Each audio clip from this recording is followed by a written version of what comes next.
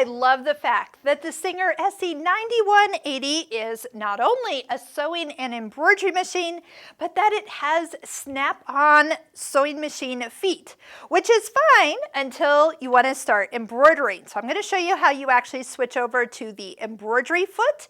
And this would be the same way that you would need to switch over if you were to purchase a separate walking foot. A walking foot will also need to be attached where this whole ankle here is going to get removed, and we're going to reposition a new foot in its place. Now, before I get started, I do want to just remind you that the feet, even though they say Singer feet, and you can go to the website and there's a couple Singer feet, hint, these feet are the same feet for Husqvarna Viking machines. So if you're looking for some of the additional accessories that you can get, you can look for Husqvarna Viking packaged feet or visit your local Husqvarna Viking store and ask for the feet. And if you want, you can even take this foot, remember you just slide it towards you and get in the habit of going in and out. Remember, this is not a press down to take it off, but these are the Viking feet. They are,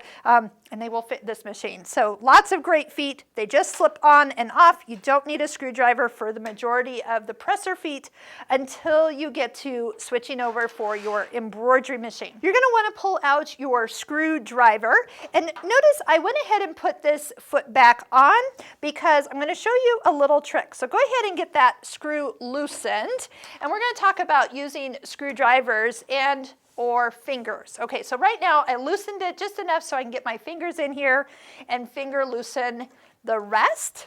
Okay, here's a little tip. When you take this off, I want you to leave a foot on it. So here's what's going to happen. If you've pulled this foot off and you store this, sometimes people forget that that's the ankle that they need for the sewing machine, and now they have no ankle to put their feet on. So a great way to remind yourself is just always store this away as a full set. Trust me, I've seen many machines come in without ankles, and then they're like, oh, I don't know if I have that. And I'm like, oh no. All right, so that comes off. This is going to sit around that post, and then the screw will come right in beside it. So once you get it started, it's probably easiest if you just finger start it, finger tighten, but when you're done, I need you to give yourself a twist. Now, I don't need you to crank this down, but I need you to tighten it so it will not wiggle loose. Does that make sense? There's kind of a happy medium.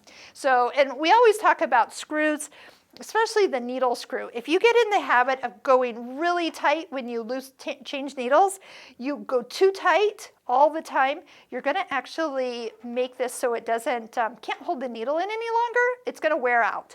So what I need you to do is tighten, but not over tighten.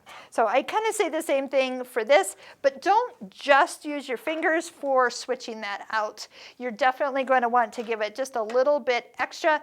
Otherwise, while you're embroidering, that's going to wiggle loose. And believe me, that is a very surprising fact when it actually comes off and you've got an embroidery hoop moving and a foot that's no longer attached. Now, we did do a video about lowering the feed dogs. There's a lever right back here that you need to move the lever to the side before you get started with embroidering. Once those feed dogs go down, you're ready to go. Keep in mind, or maybe leave yourself a little note to raise them back up when you are done embroidering, or you might even put that little sticky note on this foot. Bring feed dogs back up so you don't forget. That'd be actually a great idea.